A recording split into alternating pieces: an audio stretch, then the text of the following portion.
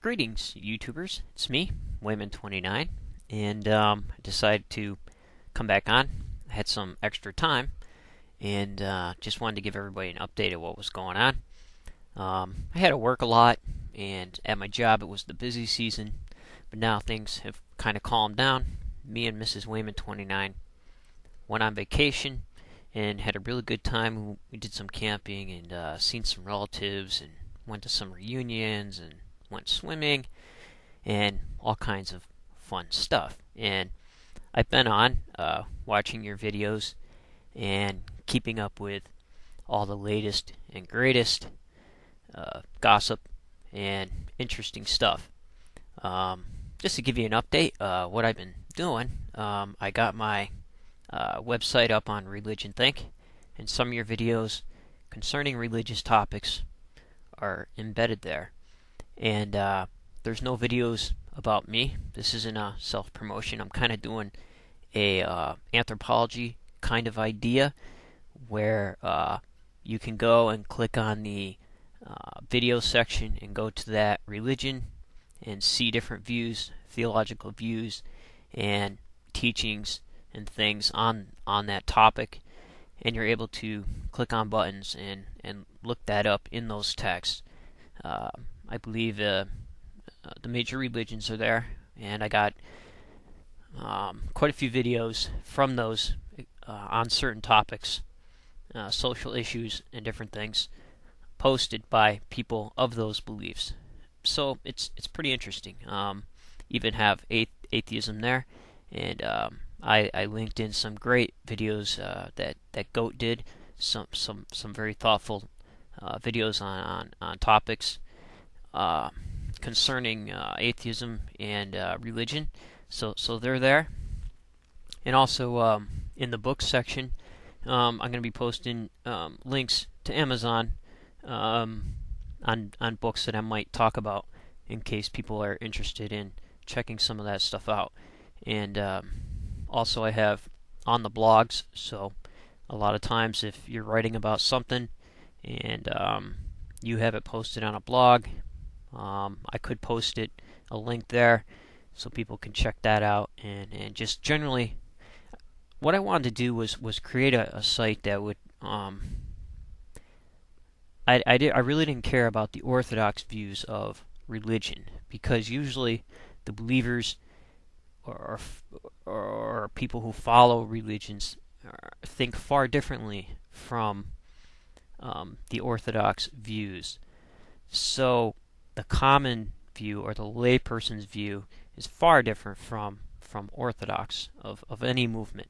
So I'm trying to get that across in the articles page. I post comparisons of videos dealing with certain it's kind of like anthrovideology, I call it. I made up the word because there wasn't anything for it, where you compare videos across the board, and also dealing with metaphor and how that influences people. So it was pretty interesting. So I got a lot of stuff up there, and I also got some new books I wanted to show you.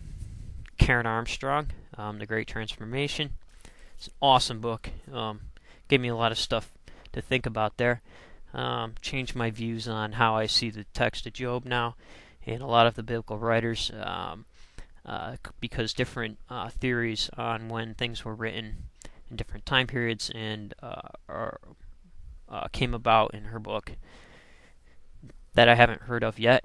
So I've been looking further into that, and also a lot of the interesting stuff on the Vedas came out of that. One of it were a series of essays that I'm currently writing on the comparison of Indra, Marduk, Yahweh, and El. All three, I'm sorry, not El, Baal. All three of the gods were seen as storm gods. Sorry, all four of the gods were seen as storm gods who slay a dragon, which represents the sea as a part of creation. So I'm doing a literary comparison on those. It's at the WordPress blog that I'm doing, and plus I had some writings on the Psalm. So that was really interesting. and also Israel Finkelstein had a new book out, David and Solomon. He's pretty controversial.